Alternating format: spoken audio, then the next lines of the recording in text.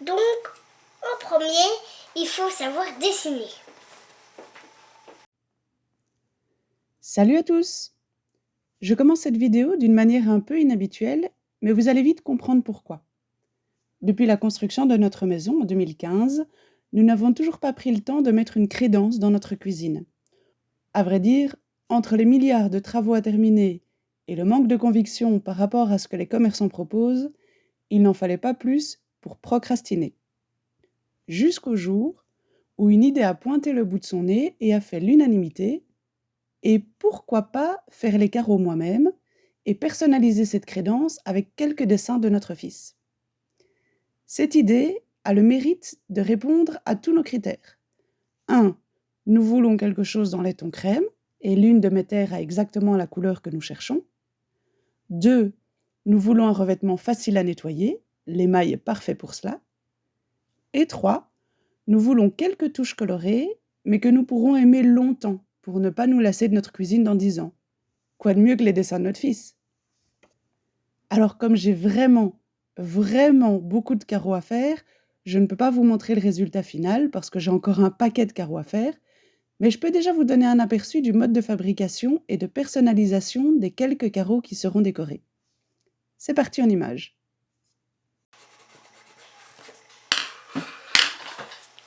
Maman, j'ai fini. C'est un arbre-cœur? Oui. Il est magnifique.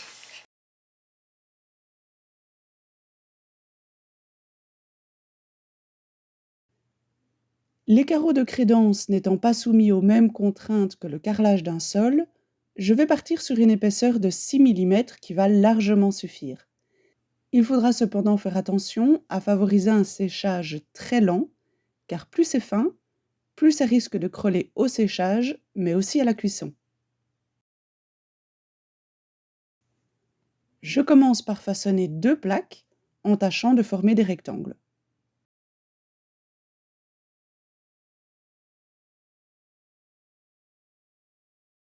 Voici la première plaque.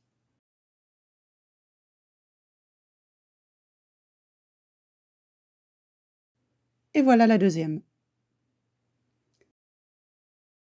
Avant de découper les carreaux, je vais laisser les plaques se raffermir doucement sous plastique pour que la terre se tienne mieux à la découpe.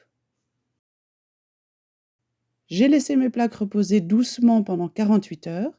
Elles sont maintenant à texture cuir. C'est parfait pour les découper proprement.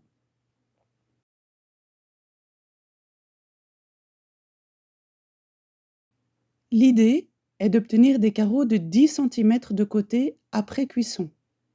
Le retrait de cette terre étant de l'ordre de 4-5%, c'est une faïence, je vais donc couper des carreaux de 10,5 cm.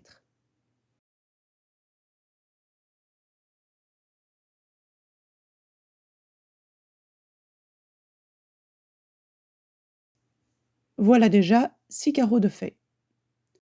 Je vais déjà laisser sécher cela tranquillement entre 2 planches de bois.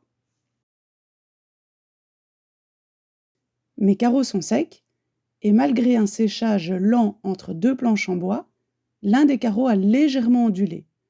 Je ne vais pas conserver celui-là. Pour les 5 autres carreaux, c'est maintenant l'heure de passer au four pour une première cuisson.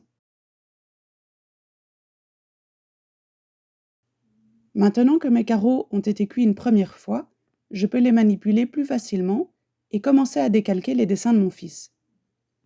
Alors on dit qu'en céramique, il faut apprendre la patience, mais je peux vous dire que dans ce cas-ci, l'étape déco, c'est encore pire.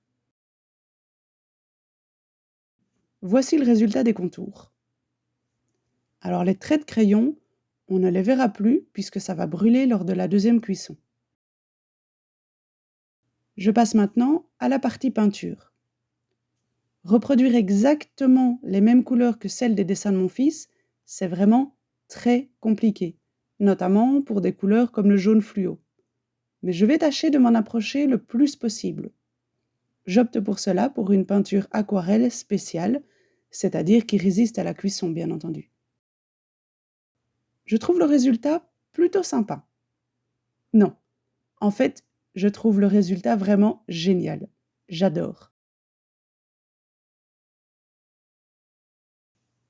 Avant de passer à la couverte, donc à l'émail transparent, j'ai bien laissé sécher la peinture pour éviter de faire des traînées en appliquant la couverte. L'idée est de passer 3 couches pour un très bon recouvrement. Lors de l'application, la couverte est bleutée. C'est normal, c'est pour permettre de voir ce qu'on applique.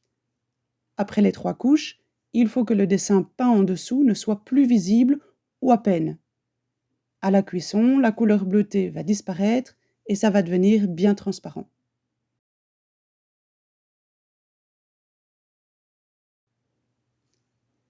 J'ai laissé sécher mon émail 24 heures et c'est parti pour la deuxième cuisson.